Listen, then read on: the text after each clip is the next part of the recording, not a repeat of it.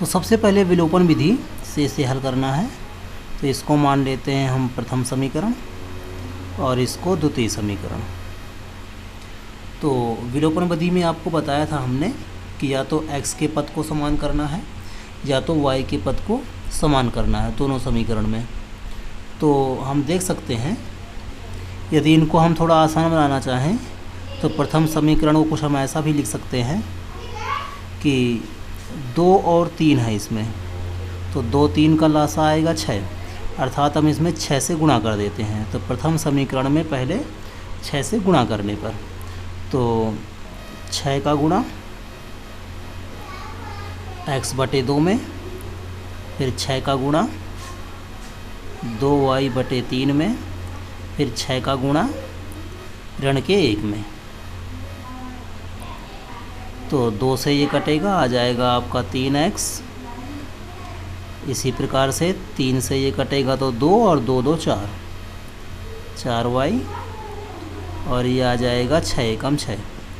इसी प्रकार से द्वितीय समीकरण में हम, अब देखिए इसमें कुछ नहीं है तो इसका नीचे 1 कर सकते हैं, और y के नीचे तो 3 है ही, अर्थात 3 और 1 का लासा जो आएगा वो 3 आएगा, तो 3 से गुणा कर देते हैं। तो द्वितीय समीकरण में हम कर देते हैं 3 से, प्रथम में हमने किया था 6 से। तो ये बन गया मान लीजिए हमारा तीसरा समीकरण। अब दूसरे समीकरण में करना है हमें 3 से, तो 3 से करेंगे तो ये हो जाएगा 3x। 3 से हम इसका करेंगे तो आ जाएगा 3 और y/3 बराबर 3 गुणा 3, जिसको हम लिख सकते हैं 3x। 3 से 3 कटेगा तो y भर बचेगा, और 3 3 9। ये मान लीजिए चौथा समीकरण। अब हम देख सकते हैं कि तीसरे समीकरण में भी 3x है और चौथे समीकरण में भी 3x है, अर्थात ये तो पहले से ही बराबर पद हैं, और बराबर हैं तो सीधे इनको हम घटाएंगे और ये x का जो पद है वो विलुप्त हो जाएगा। यही विलोपन विधि है।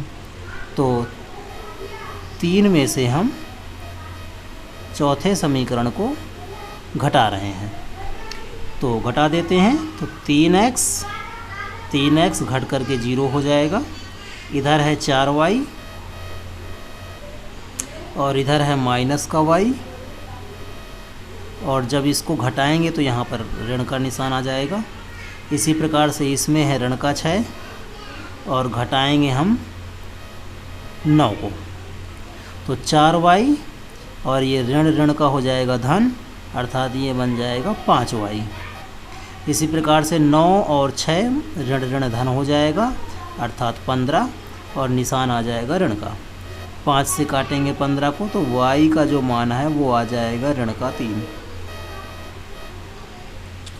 अब जो ये ऋण का 3 आया है इसका मान,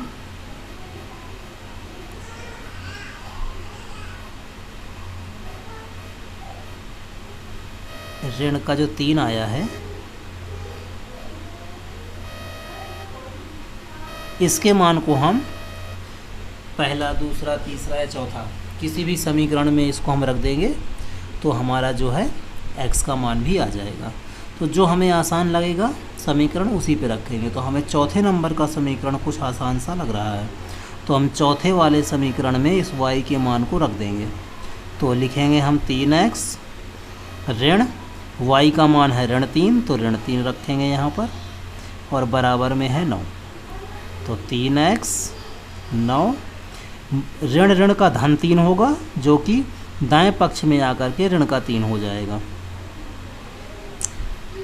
अब इसको हम हल करेंगे आगे, तो ये आ जाएगा 3x बराबर 9 में 3 6, 3 से 6 को काटेंगे तो x बराबर 2। तो देखिए x का मान 2 आ गया और y का मान ऋण का 3 आ गया। प्रतिस्थापन विधि से आप स्वयं करें।